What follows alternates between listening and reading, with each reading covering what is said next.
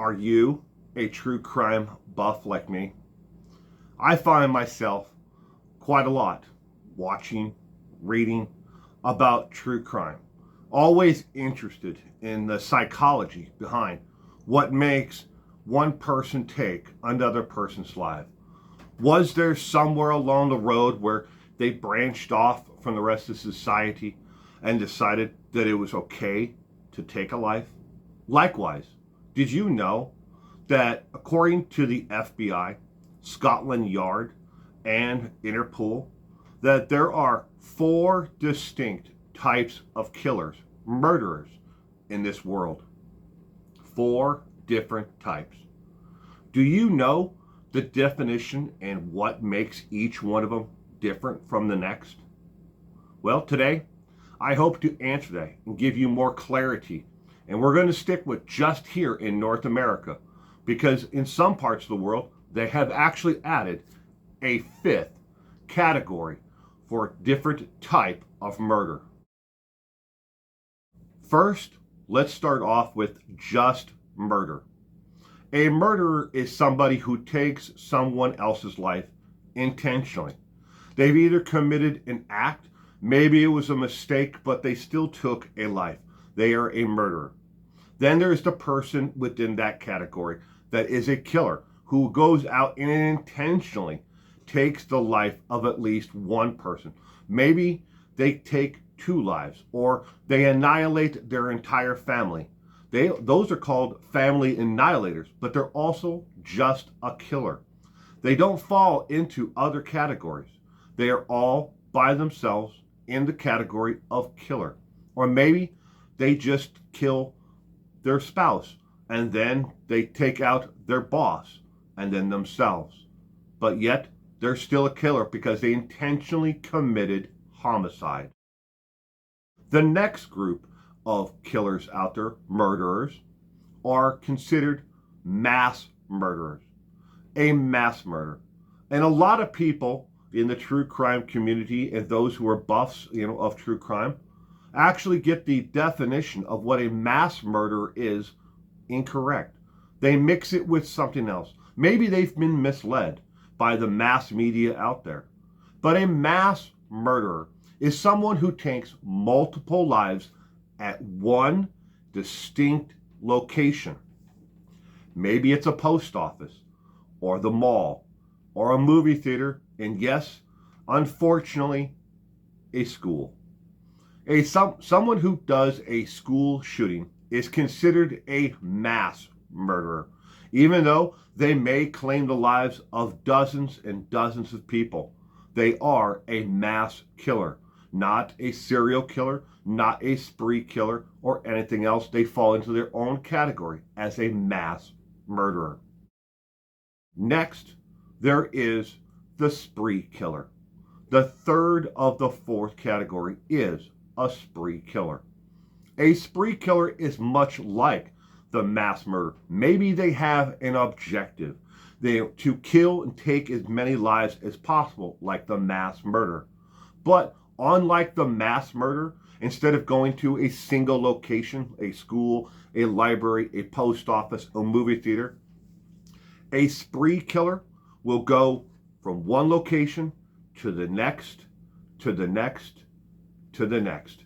Or maybe it's just one location and then another. But a spree killer breaks it up. They have different objectives. Maybe it's here. Kill the family at home first, then travel to the school and kill all of those there. It does differentiate between a mass murder, because a mass murderer who does a school shooting will not kill their family at home. They will go to school, and their target is the other students, the teachers, the faculty at the school. Where a spree killer, it's the parents, it's their siblings, and then it's the school. The fourth and final category of different type of murderers, again, according to the FBI, Scotland Yard, and Interpol, is a serial killer. Now, you think that you would understand and have a pretty good grasp on what a serial killer is. But you may be wrong. And likewise, at the end, I'm going to give you the definition of the original man who coined the phrase serial killer, Robert Ressler, former FBI agent, and God may rest his soul, who has since passed. But what was his definition of what a serial killer is? Today in criminology and in the mass media, we refer to anyone who has committed 1 to 99 murders or maybe more as a serial killer if they have a cooling off period in between. But most people in the mass media and in criminology are quick to jump to naming someone as a serial killer once they find one victim or they've committed one murder and maybe they've hunted or tried to kill a second. That does not qualify as underneath the definition of a serial killer according to how Robert Ressler wrote up the definition of a serial killer. A serial killer, according to criminology, must claim the lives of 2 individuals or more with a cooling off period. And that cooling off period can be anywhere from a half a day to a week, and even, yes, we have seen that before, where a serial killer is taken off, extended amount of time, 10 years before they started killing again. Do not forget BTK, bind, torture, kill. He took off over 10 years and then started killing all over again, as if it was just an old hobby he picked up, because it was a hobby to him. Serial killer. Now, how did Robert Ressler define what a serial killer is? I'm going to read to you an excerpt from an interview that he gave on the actual subject of what a serial killer is. FBI agent Robert Ressler, who coined the phrase serial killer, defines a serial killer as someone who commits a series of at least 4 murders at separate events, usually done by themselves as an individual with no accomplice. Okay, that's important. 4, not 1 or 2 like today's society wants to label, but minimum of 4, and must do it usually by themselves. The murders must take place over a significant period of time, with cooling off periods in between each one. Not just travel time, like kill at the movie theater, kill at the gas station, and then kill at the grocery store on the way home. That individual must take off a cooling period. It can be a day, it can be a week, a year, or 10 years. Additionally, Robert Ressler, the FBI agent who coined the phrase, actually put serial killers into one of 7 categories. So they're a serial killer, and then underneath that there's section A, B, C, D, E, and so on, subsections underneath it. And each of the serial killers who have ever been caught and studied fall into one of these 7, according to Robert Ressler. Again, he coined the phrase in the 1970s. Before then, everyone was just a murderer or they were a mass killer. But they were not considered a serial killer. Those 7 categories are the following. Thrill killer. That is someone who seeks the thrill, the rush, the emotion of getting away with it, fooling law enforcement in the actual case. A thrill killer. The second one is called a mission or missionary type of killer. This is one that does it for social or political goals. The third is a visionary killer. A visionary killer suffers from a psychosis and believes an external force is making them kill. But not to get confused with group number 4, disorganized or organized serial killer. This is someone who kills because they believe that they've heard God or a religious leader or a cult leader or someone tell them directly, and they heard it, and therefore they commit the acts on their behalf. Organized, disorganized serial killer is the fourth group. The fifth group is the hedonistic serial killer. The hedonistic serial killer kills for the pure pleasure.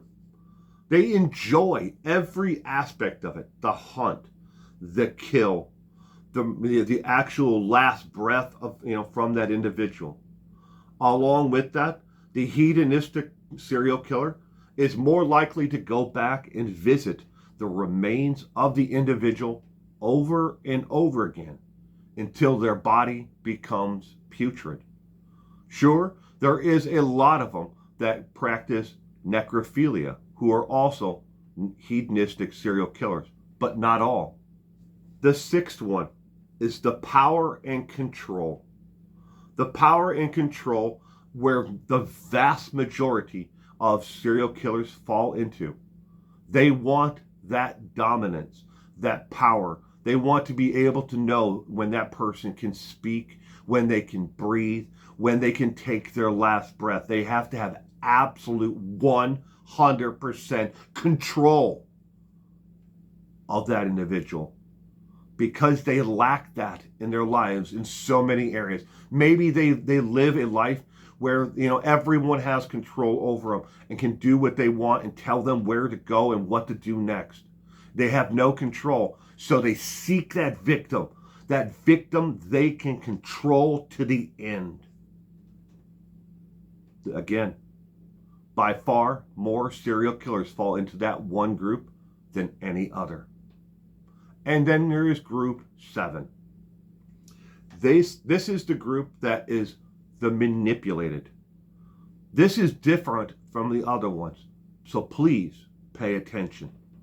The group 7, the manipulated serial killer, is being controlled physically, emotionally, spiritually by another serial killer. Someone else who is doing the same thing, but they have ultimate dominance over that individual. They are manipulated. They are being controlled by another killer. Those are the 7 groups that Robert Ressler put each and every serial killer in. Now, I have to let you know, and you need to understand, you cannot pigeonhole a serial killer and put them nicely into each of those groups. A serial killer could be in group number 5, but they could have traits in group number 2 or in group number 7. See, a serial killer is just like you and just like me. The only difference is we're not out there killing people for fun, pleasure, or because we heard the word of God tell us to do it, or our financial or physical partner told us to kill them.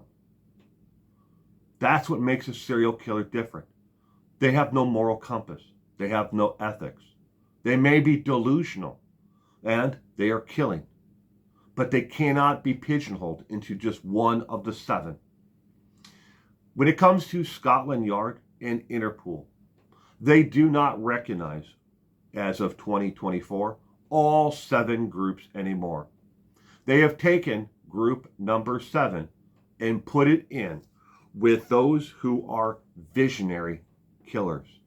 They believe the visionaries are more along with those who are manipulated. So they only recognize a total of 6 different types of serial killers. Now today, you've learned, and rewind here and recap, you've learned what a mass killer is. You've learned what a spree killer is. And you've learned what the true definition of a serial killer is and the different subgroups of serial killers. And you learned what a killer is, a murderer. So you might be wondering, if someone is just a plain murderer, can they become a mass killer, a spree killer, or a serial killer? And the answer is yes. They most certainly can. And there have been more than just a couple of recent documented cases where someone started off as a killer and then became a mass killer or a serial killer. There are likewise a mass or spree killer can become a serial killer as well. But when history looks back on the individual, those individuals, let's just give you some examples of them now. A serial killer. When you think of serial killer, you're thinking of the Ted Bundys of the world, the John Wayne Gacy's, the Jeffrey Dahmers. Those to you are serial killers. And they are, by all accounts, even by the initial original definition by Robert Ressler, they would be considered serial killers. But think of the more recent ones that have come up in the media that where the headline says serial killer caught, but they only have one or two victims that they know of with that individual. That's a little early to be calling them a serial killer without the actual evidence to prove that they've killed more than two. How about spree killers? Would be like your Lee Malvo, the DC sniper. He would be a spree killer. How about David Burke? David Burke would be a spree killer. When it comes to mass murderers, mass killers, you can put that into your Rolodex and think of just about any school shooter would be a mass shooter, a mass killer. Before we go today, just let me also clarify that when the name spree killer comes up, a lot of media, depending upon the part of the world that you're in talking about a spree killer event, they also may use the word rampage killer, but they are both the same. Those are the four major groups of killers from around the world, according to the FBI, the Scotland Yard, and Interpol. Now, if you have a comment, a question that you would like me to research, put it in the comment section down below. In the meantime, ladies and gentlemen, you stay safe out there. And don't forget, you never know who's going to be standing next to you next. Also, nor do you know who's ever going to be knocking at your door next.